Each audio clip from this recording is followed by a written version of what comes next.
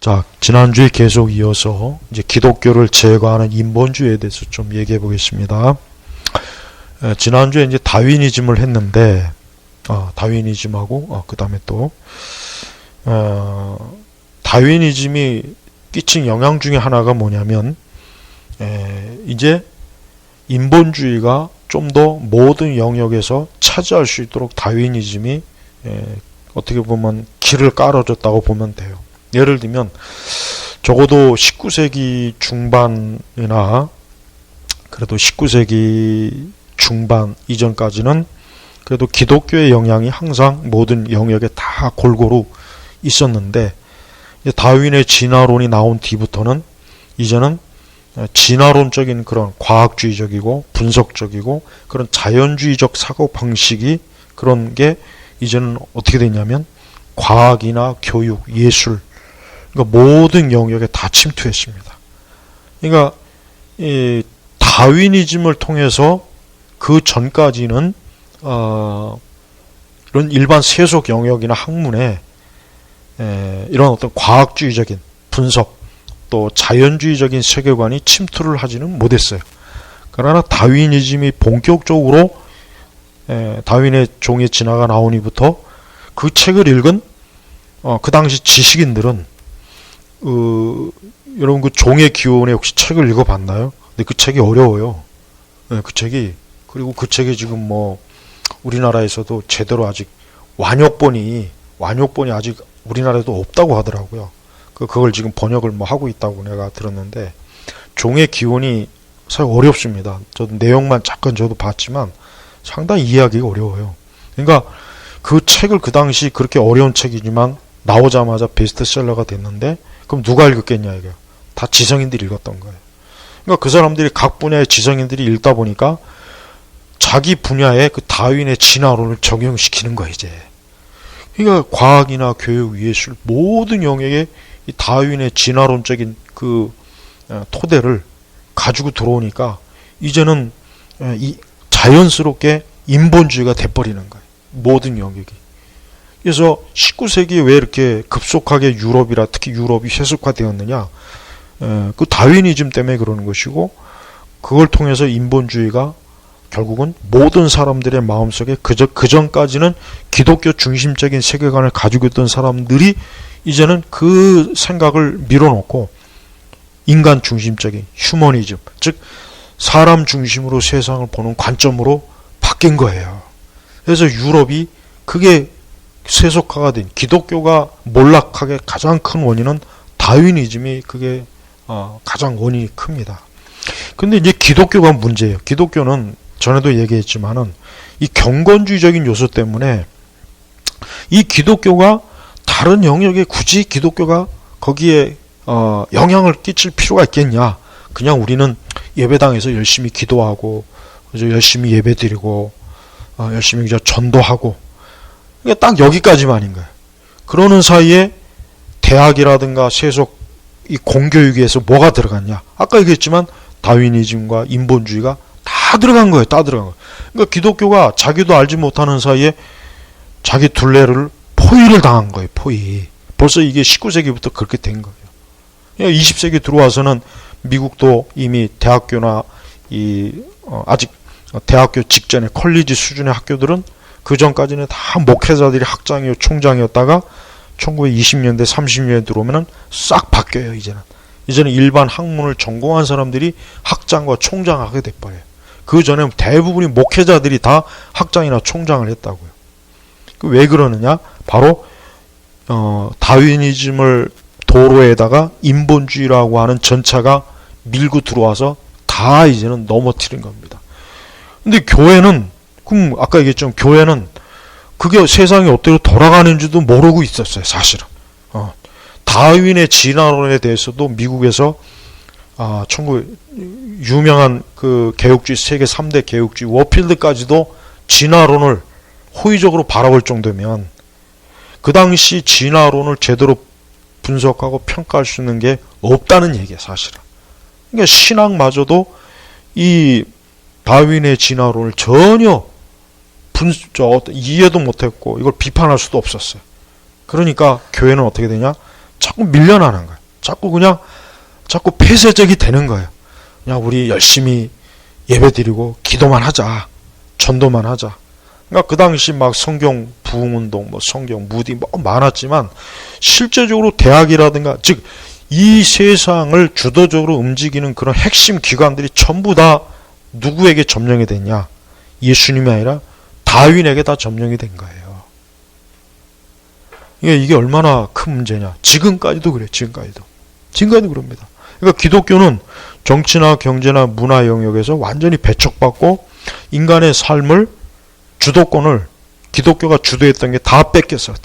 남는 게 없는 거예요. 그냥 예배당 하나 겨우 남은 거예요. 예배당 하나. 근데 예배당이라고 온전합니까? 자유주의가 또 밀고 들어오니까 예배당도 기독교 주류도 초토화되죠. 자유주의로. 그래서 근본주의가 있지만 근본주의는 더 배타적이기 때문에 근본주의가 물론 성경의 어떤 핵심 진리를 지키는 건 좋은데 근본주의의 문제는 뭐냐면 아까 얘기했지만 기독교의 경건주의적 요소로 성만 쌓는 거예요. 성만. 여기 넘으면 절대 안 된다. 근데 그 성이 점점 축소가 돼요. 넓어지는 게 아니라. 그래서 신복음주의가 그래서 나온 거야. 야, 안 되겠다 이러다간 근본주의가 저래가지고 안 되겠다. 성만 쌓으면 되냐? 우리가 바깥에 나가서 복음을 전해야지. 그런데 의도는 좋았는데 나중에는 신복음주의는 점령을 돼버렸어요. 거꾸로. 그러니까 참 이게 보면 그래요. 우리가 한 시대를 보면은 기독교가 왕성하다고 해서 거기에 안주하다가 결국은 다 당하는 겁니다. 안주하면 안 돼요. 계속해서 반기독교적이고 하나님 중심적인 세계관이 계속 나와요. 철학이. 철학자 꽁트가 죽기 직전에 이런 말을 했어요. 이제 이 세계는 기독교가 설 자리가 없고 이제는 과학의 시대로 접어드는 시대다. 벌써 1859년인가 57년인가 벌써 그렇게 얘기했어요.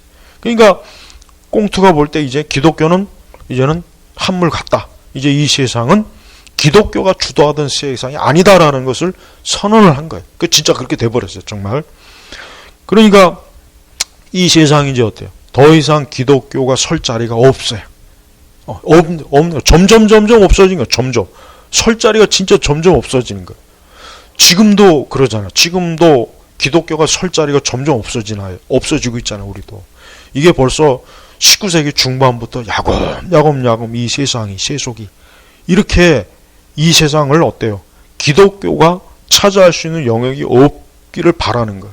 그러니까 이제 화란에서 이제 영역 주권론 이런 그 사상이 이제 나올 수 있었던 배경도 뭐냐면 자꾸 세속주의, 세속 철학, 자꾸 독일 철학 어떤 이런 것들이 자꾸 판을 치니까 하나님의 어떤 주권이 이 세상 속에서 점점 설 자리가 없어지니까 그 영역 주권론이 그래서 나온 거란 말이에요. 근데 나는 그 영역 주권론을 잘 이해해야지 잘못 이해하면은 우리나라 기독교 좌파들이 영역 주권론을 잘못 적용해가지고 기독교 좌파, 그러니까 세상을 좌파 영역으로 다 만들어 버리는 것 같아. 내가 볼 때는. 그래서 기독교가 설 자리가 자꾸 없어지는 거예요. 그럼 어떻게 되느냐? 그러면은 기독교가 어떻게 해야 다시 이 세상에 어떤 이 복음과 하나님의 주권적인 뭔가 이게를 펼쳐나가야 되는데 그러기에는 모든 영역, 특히 대학이나 학교가 다 다윈의 진화론과 인본주의적인 관점으로 교과 편성이 다 돼버려가지고 이제 그럴 수 있는 아예 그냥 뭐 움직여 볼 수 있는 비빌 언덕이 없는 거예요. 미국 같은 경우는 좀 미국은 유럽보다는 그래도 좀 덜 세속화되었다고 하지만 미국도 1950년 60년대 이후로 그나마 가지고 있던 경건주의적 요소가 공적 영역에서 다 사라져 버렸어요. 거의 대부분이. 그래서 결국은 서구 세계는 벌써 20세기 초에 그 슈펜클러가 쓴 책이 있죠. 서구 세계 몰락이라는 거. 맞아요. 그럼 서구 세계가 왜 몰락했느냐? 기독교의 터전을 가졌던 서구 세계가 몰락했다는 거예요. 그리고 이제는 새로운 과학시대, 과학적인 사고방식으로 진화론과 인본주의적인 사고방식, 인간이 주인이 되는 세상이 되었다. 그게 선언이 되는 겁니다. 칼 세이건이 지은 유명한 책 코스모스에 보면은 인간을 하나의 기계 부속품, 우주의 하나의 도트, 점으로 봤었죠. 그러니까 인간을 더 이상 인격과 어떤 살아있는 하나님의 창조물이 아니라 하나의 기계 부속이에요. 점에 불과하다. 그러니까 인간이라고 하는 존재는 이 거대한 우주의 하나의 점에 불과하지, 뭐 더 이상 인간이 무슨 뭐 우주의 중심이다, 지구가 우주의 중심이다, 무슨 뭐 창조주가, 완전히 싹 무시해버렸습니다. 이 칼 세이건이. 그래서 칼 세이건은 아주 기독교에 대해서 반감이 심하고 기독교적인 관점을 바라보는 우주관에 대해서 완전히 바꿔버린 사람이 이 사람이에요. 그래서 코스모스가 처음 나올 때부터 책도 그렇지만 영상에 나올 때 그 내용 자체가 결국 뭐냐, 하나님이 없다, 우주에는 하나님 같은 것도 없고 우주는 우주 그 자체로, 자연은 그 자연 자체로 처음부터 끝까지 앞으로도 영원히 있을 것이다. 이게 코스모스 핵심 주제란 말이에요. 그러니까 그런 책을 중고등학생들이 학교에서 읽고 대학생들이 읽고 그런 세계관으로 바뀌니까 하나님이 없는 거예요. 서구 세계. 하나님이 없는 우주, 하나님이 없는 인생, 하나님이 없는 역사, 하나님이 없는 정치, 하나님이 없는. 그러니까 민주주의가 퇴보되는 것도 왜 그러느냐면 기독교가 퇴보하니까 민주주의가 퇴보하는 겁니다. 이게 분명해요. 이건 정말 분명해요. 그러니까 미국이 지금 저렇게 막 엉망이 되는 게 왜 그러느냐, 기독교가 쇠퇴하니까 지금 민주주의가 무너지는 거예요. 휘청거리는 거예요. 미국의 건국자들은 비록 이슬론자들이 많았지만 적어도 이 우주에 보이지 않는 창조주, 어떤 절대자가 우주의 중심을 잡고 있다는 걸 인정했단 말이에요. 그걸 토대로 그래도 어떤 미국의 어떤 정치의 이 미국이라는 사회를 건설했지만 이젠 그게 아예 없어요. 아예 없어요. 그래서 여러분, 우리나라도 마찬가지지만 기독교가 쇠퇴하면 민주주의가 사라집니다. 이건 정말 중요한 문제예요. 그러니까 기독교가 온전하게 이게 세워져야 거기에 민주주의가 세워지는 거지, 기독교가 사라진 상태에서는 민주주의가 나올 수가 없어요. 기독교가 없는 곳에는 뭐만 나오냐? 전체주의밖에 안 나요. 공산주의. 이거밖에 안 나옵니다. 그러니까 전 세계가 자꾸 이상하게 변하잖아요. 특히 서구 세계, 미국이 진짜 저게 참 상태가 안 좋아요. 그러니까 기독교가 쇠퇴하기 때문에 저러는 거예요, 지금. 다른 원인이 있는 게 아니에요. 그래서 칼 세이건은 인간은 우주 속에서 기계의 부품으로 하나님이 필요 없고 자율적인 존재다. 이렇게 딱 아주 선언을 해버렸습니다. 그 유명한 세속도시의 저자 콕스도 이런 얘기를 했습니다. 인본주의 세속주의는 하나의 이데올로기로서, 즉 이념으로 새롭게 옷을 입은 또 하나의 세계관이고 그것은 하나의 새로운 종교와 유사하다. 말하자면 그것은 위장된 종교다. 그러니까 인본주의라고 하는 하나의 종교다, 이게 종교다, 이게. 이걸 종교, 유사 종교로 보라, 이거예요. 그러니까 인본주의적인 바탕을 둔 신이 없다, 하나님이 없다. 이 사람들은 사실은 하나의 종교를 가지고 지금 그런 얘기를 한다고 보면 되는 거예요. 그러니까 콕스는 이 세상, 이 세속도시가 뭡니까? 콕스가 말하는 세속도시는 뭐냐? 하나님이 없는 도시를 말하거든요. 그러니까 하나님이 없는 도시인데, 그래서 하나님을 믿는 기독교라는 종교가 사라졌나 싶었더니 인본주의라는 종교가 이 세속도시의 종교가 되었다. 이 얘기를 하는 거예요. 그러니까 우리는 세속도시를 잘못하면 하나님이 없고 신이 없고 종교가 없는 그런 도시로 알지만, 콕스는 겉으로 보기엔 그런 것 같지만 실제로는 인본주의라고 하는 종교가, 유사 종교가 이 세속도시의 거대한 종교이다. 그러니까 인간은 어쨌든 간에 어떤 형태로든지 간에 종교라고 하는 것을 반드시 가지고 있다는 것을 얘기하는 거예요. 근데 그게 하나님이 아니라 성경, 기독교가 아니라 뭡니까? 인본주의. 사람이 이제 왕이 되는 거예요. 그래서 이 세속주의가, 그리고 이 세속주의라고 하는 것이 국가기관을 통해서 어때요? 국가기관, 그러니까 정치를 통해서 이 세상에 강요하는 거예요. 인본주의를 강요하는 거예요. 이게 우리나라도 지금 똑같잖아요. 우리나라도 하나님 없는 무신론적인, 또 흔히 얘기해서 뭐 좀 신좌파, 마르크스, 뭐 주사파 이런 생각을 가진 사람들이 정치 권력을 이용해서 교회를 어떻게 합니까? 제거하잖아요. 기독교를 제거하잖아요.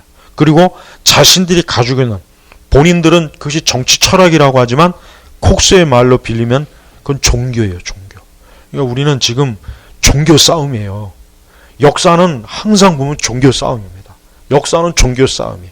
결국은 보면 종교 싸움이에요.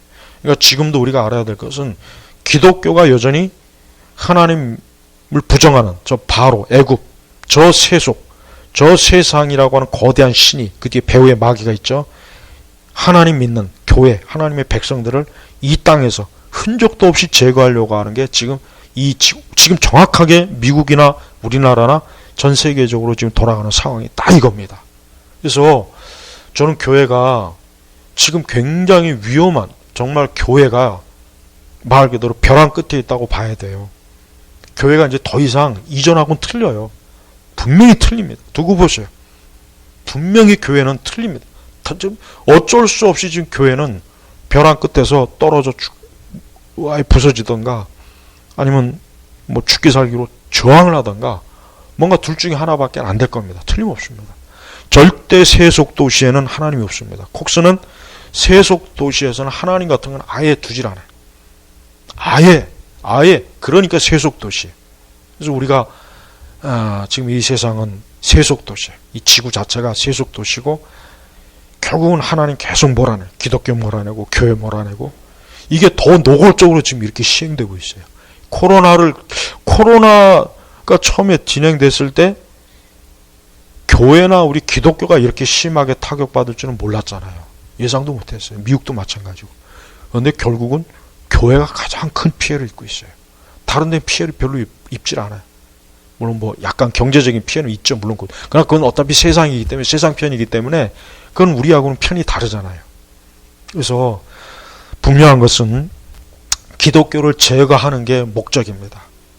인본주의나 진화론이나 뭐든지 마찬가지예요. 과학 철학도 마찬가지고 기독교를 제거하는 게 궁극적인 목적이니까 우리 그리스도인이나 교회는 우리를 제거하는 게 이 세상의 목적이라는 걸 좀 분명히 이해하고 우리가 교회와 기독교를 바라봐야지, 세상을 바라봐야지.